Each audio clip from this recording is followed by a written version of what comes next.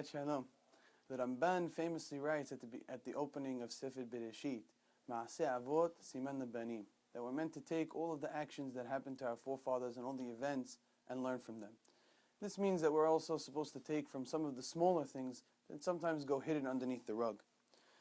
In this week's Parashah, Abraham Avinu prays for the well-being of the city of Sodom.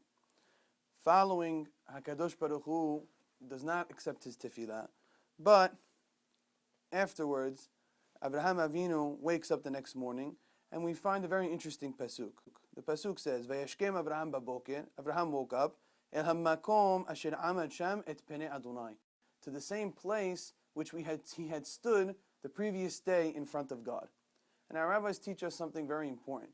They teach us, Kol hakovea makom tfilato Elohei Abraham yihye be'ezro, that somebody who establishes a kavua makom, a specific place for his tefillot, the God of Abraham, referring to HaKadosh Baruch Hu, will be in his aid.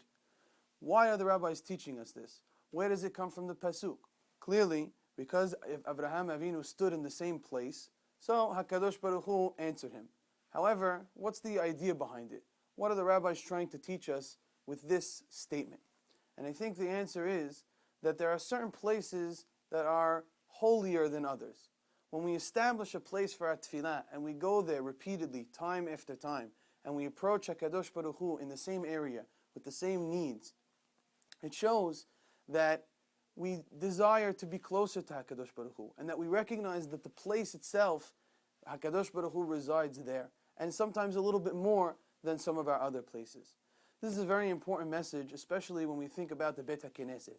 Our rabbis teach us that a person's tefillot are only answered inside the Beit HaKnesset. This does not mean to say that if a person prays in his home or prays while he's traveling, that HaKadosh Baruch Hu does not hear his tefillot. But there's an extra ma'alah, there's something special to the Beit HaKnesset.